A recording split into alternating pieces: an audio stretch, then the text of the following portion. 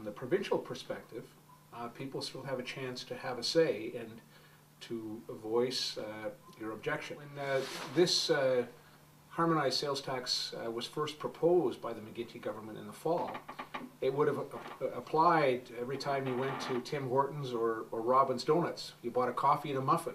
It would have applied. It would have applied every time a house was sold or resold. But as a result of public opposition, the government has backed off on those two things. So you could actually be able to go to Tim Hortons now and have a coffee and a muffin, and the HST won't apply, and it won't apply to house sales under $400,000 a year. So if the public raises its opposition and the public points out its opposition, yes, you can force governments to back off. We happen to have in the last week a real life example of the general public forcing the government to change their mind, and it was changing a couple of words in the national anthem.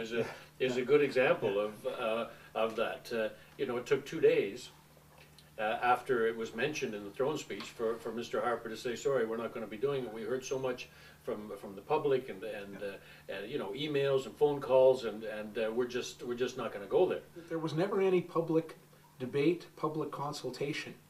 This was something that was signed in the back room by Dalton McGuinty and Stephen Harper.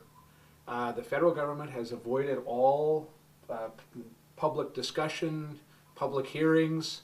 The McGuinty government shut down the legislature to avoid public hearings and went through all sorts of contortions and dips and dives to avoid public discussion and public hearings. That this tax will apply to just about everything. So a loved one in your family passes away and you have a funeral, and the funeral services cost $10,000, which is not unusual nowadays. The funeral services cost $10,000.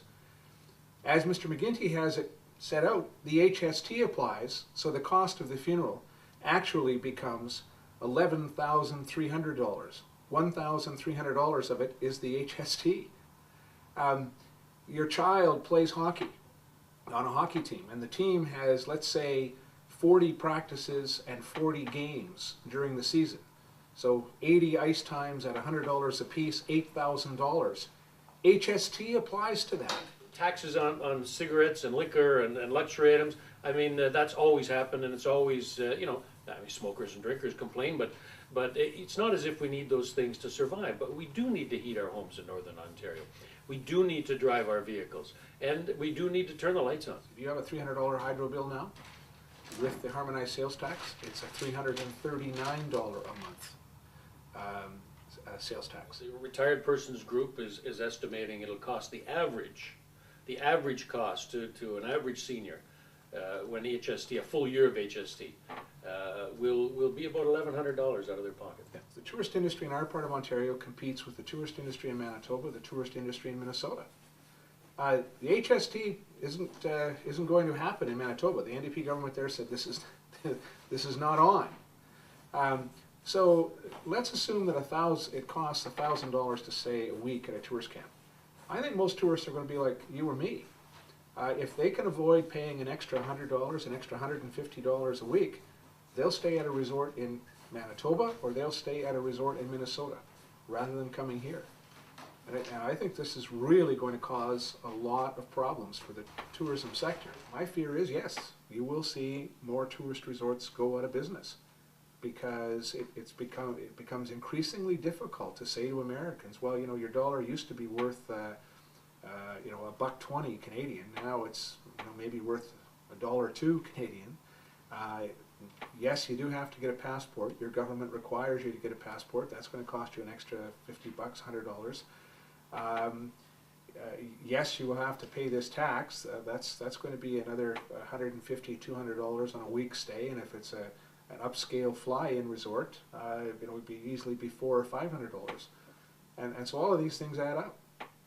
And I think, yes, the sad reality is this will put a bunch more tourist camps at risk of going under. So if you have a small business that's operating on this much sort of cash flow, your margin. that you're that close, that's your margin, HST could very well be the final nail in the coffin, not just of resorts, but of all sorts of small and medium-sized businesses. I don't know, Howard, if you know, I've been trying to get an answer.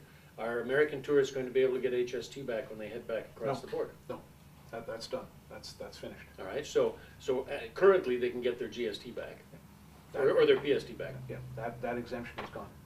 That exemption's gone. So American tourists are going to come here, well, all tourists are going to come here. They're going to be charged 13% harmonized sales tax.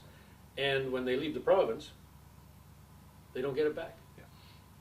One of the things that has drawn them is the fact that it's in essence a tax-free holiday in Ontario. Yeah. But now it's not.